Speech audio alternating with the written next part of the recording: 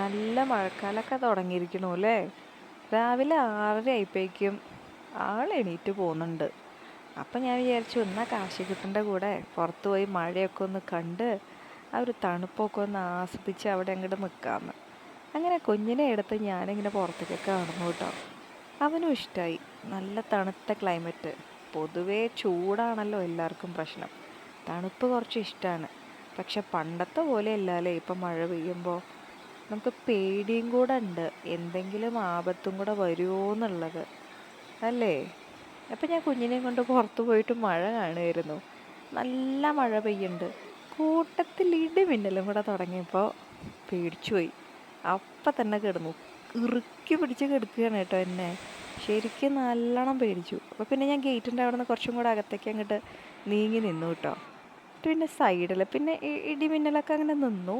ഇപ്പോൾ സൈഡിലൊക്കെ പോയി നിന്ന് മഴയൊക്കെ ഒന്ന് ആസ്വദിച്ച് അവൻ ചെറുതായിട്ട് മഴയൊക്കെ വെള്ളമൊക്കെ ഒന്ന് തൊട്ട് നല്ല രസമായിരുന്നു കേട്ടോ ആ സമയത്ത്.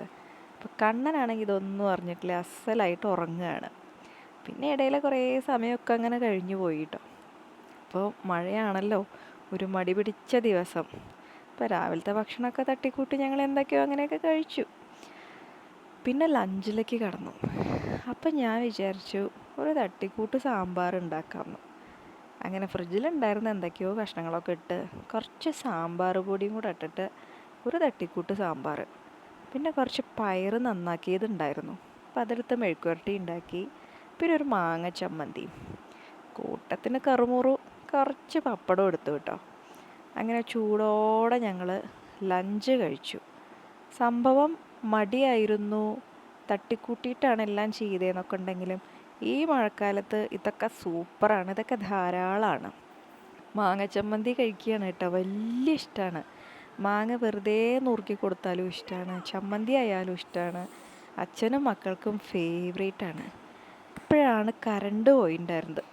അപ്പോൾ നോക്കിയപ്പം മുമ്പിലത്തെ പറമ്പിലത്തെ ഒരു കവുങ്ങ് നമ്മുടെ വീടിൻ്റെ മുമ്പിലത്തെ ഇലക്ട്രിക് ലൈനിലേക്ക് വീണ് കിടക്കുകയാണ്.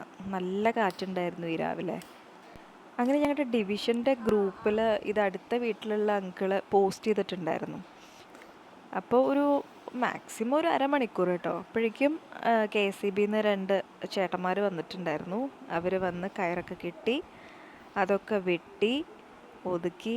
എന്ത് മെനക്കെടാണ് അല്ലേ ഈ ഒരു മഴക്കാലത്ത്. എന്തെല്ലാം റിസ്ക് എടുത്തിട്ടാണ് പല ആൾക്കാരും പല ജോലിയും ചെയ്യണത്. നമ്മൾ കറണ്ട് പോകുമ്പോഴേക്കും വിചാരിക്കും ഇതിനെപ്പോൾ വരാനാ, അതെന്താണ് വരാത്തത്, നമ്മൾ വിളിച്ചുകൊണ്ടിരിക്കും. പക്ഷെ അതിൻ്റെ പുറകിൽ ഇവരൊക്കെ എത്രമാത്രം ബുദ്ധിമുട്ടുണ്ട്. സ്വന്തം ജീവനും കൂടെ ഒന്ന് ഇതായിട്ടാണ് അവരതൊക്കെ ചെയ്യണത് അല്ലേ. അതിനതൊക്കെ കഴിഞ്ഞ് കറണ്ടൊക്കെ വന്ന് ഉച്ചയ്ക്ക് ഒരു ഉറക്കമൊക്കെ പാസ്സാക്കി കഴിഞ്ഞ് എണീറ്റപ്പോഴാണ് ആ തണുപ്പൊക്കെ അങ്ങനെ നിൽക്കുകയാണ്. അപ്പോൾ നോക്കിയപ്പോൾ നേന്ത്രപ്പഴം ഇരിക്കുന്നുണ്ട്. നേന്ത്രപ്പഴം ഇവിടെ പൊതുവേ ആരും കഴിക്കില്ല. പക്ഷെ പഴംപൊരി ഉണ്ടാക്കി കഴിഞ്ഞാൽ എങ്ങടാ പോണേന്നറിയില്ല, അങ്ങനെ എല്ലാം കഴിച്ചോളൂ കേട്ടോ. അപ്പം ഞാൻ സാധാരണ പഴംപൊരി ഉണ്ടാക്കുക ഗോതമ്പ് മാവിലാണ് കേട്ടോ.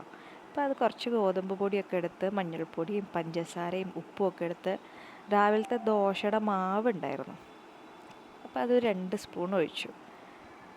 എനിക്ക് പേഴ്സണലി അങ്ങനെ മാവ് ചേർത്തിട്ടുള്ളതാണ് ഇഷ്ടം, കാരണം കുറച്ച് ക്രിസ്പി ആയിരിക്കും ഈ പഴംപൊരി ഉണ്ടാക്കി കഴിഞ്ഞാൽ. അങ്ങനെ അതൊക്കെ മിക്സ് ചെയ്തിട്ട് ആവശ്യത്തിനുള്ള വെള്ളമൊക്കെ ഒഴിച്ച് പെർഫെക്റ്റ് ആയിട്ടുള്ളൊരു രൂപത്തിലേക്ക് അതിനെ പതുക്കെ കുഴച്ചങ്ങോട്ട് എടുക്കുകയാണ് കേട്ടോ. ഈ നേന്ത്രപ്പഴത്തിൻ്റെ ഗുണങ്ങളൊക്കെ എത്ര പറഞ്ഞു കൊടുത്താലും എന്തുകൊണ്ടത് കഴിക്കാത്തതെന്ന് എനിക്കറിയില്ല. പക്ഷെ പഴംപൊരി ആയിക്കഴിഞ്ഞാൽ ഇതിൻ്റെ ഒരു ബുദ്ധിമുട്ടും കാണാറില്ല. എത്ര വേണമെങ്കിലും ഇരുന്ന് അങ്ങോട്ട് കഴിച്ചോളും, ഒരു കുഴപ്പമില്ല. അപ്പം ഞാൻ വിചാരിക്കും എങ്ങനെയെങ്കിലും ഒന്ന് അകത്തേക്ക് ചെല്ലട്ടെ എന്ന്. സത്യത്തിൽ ഈ ഫ്രൈ ചെയ്തെടുക്കുന്ന കാര്യങ്ങളൊന്നും അത്രയ്ക്ക് ഹെൽത്തി ഒന്നും അല്ല. എന്നാലും ഇങ്ങനെയെങ്കിൽ ഇങ്ങനെ ഞാൻ ഈ സൈസിലാണ് കേട്ടോ പഴമൊക്കെ നുറുക്കി വയ്ക്കുക. അങ്ങനെ പാനിലേക്ക് വെളിച്ചെണ്ണയൊക്കെ ഒഴിച്ചു. സാധാരണ ഇത്ര എണ്ണ ഒഴിക്കാറില്ല കേട്ടോ. ഇതിപ്പോൾ എന്താ വെച്ചാൽ വേഗം ആയിക്കോട്ടെ എന്നുള്ളതിലാണ് കുറച്ച് അധികം എണ്ണ അങ്ങോട്ട് ഒഴിച്ചു പോയി. അങ്ങനെ പിന്നെ പീസൊക്കെ എടുത്തിട്ട് ഫ്രൈ ചെയ്യാനായിട്ട് തുടങ്ങി കേട്ടോ. മാവിൽ മുക്കി പഴം അങ്ങനെ ഫ്രൈ ചെയ്യാനായിട്ടിട്ടു.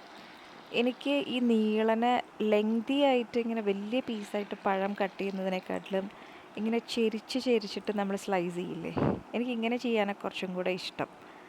കഴിക്കാനായാലും കുറച്ചുകൂടെ ഈസി ആയിട്ടൊക്കെ എനിക്കിങ്ങനെ ഫീൽ ചെയ്യാറ് കേട്ടോ. നുറുക്കാനും ഇത് തന്നെ എളുപ്പം തോന്നിയിട്ടുള്ളത്. കുറച്ച് കനത്തിലും കൂടിയേ ഞാൻ ചെയ്യാം. പിന്നെ ഇവിടെ വെറുതെ അങ്ങോട്ട് ഫ്രൈ ചെയ്താൽ പോരാ, നല്ല മുരിഞ്ഞ് നല്ല രീതിയിൽ തന്നെ ഫ്രൈ ചെയ്തെടുക്കണം.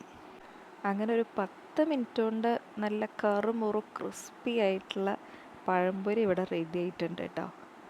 അങ്ങനെ ഞാൻ മക്കളെയൊക്കെ വിളിച്ച് പഴംപൊരി കൊടുക്കാനായിട്ട് തുടങ്ങി. കാശിക്കുട്ടന് അത്രയ്ക്ക് അങ്ങോട്ട് വലിയ ഇഷ്ടമൊന്നുമില്ല, പക്ഷെ പുറത്തത്തെ ആ ഒരു ഇത് കഴിക്കാൻ, ആ ക്രിസ്പിനെസ് ഉള്ളതുകൊണ്ട് അത് കഴിക്കാൻ കാശിക്ക് ഇഷ്ടമാണ്. ഉള്ളിലത്തെ പഴം ആൾ അത്രയ്ക്ക് അങ്ങോട്ട് തൊടില്ല, പക്ഷെ കണ്ണൻ കഴിച്ചോളും. അങ്ങനെ സ്നാക്സിൻ്റെ പരിപാടിയൊക്കെ കഴിഞ്ഞ് കാശിക്കുട്ടൻ കളിക്കാൻ ഇറങ്ങി കേട്ടോ. ഈ ബോളിലാണ് ഇപ്പോൾ ഏത് നേരവും കളി. ഇതും അങ്ങനെ കയറിയിരുന്ന് കളിക്കും, കുറേ നേരം അതിലിരുന്ന് ടി വി കാണും, പിന്നെ കയറി നിൽക്കും, വീഴും. ഇതൊക്കെയാണ് ഞങ്ങളുടെ വിശേഷങ്ങൾ.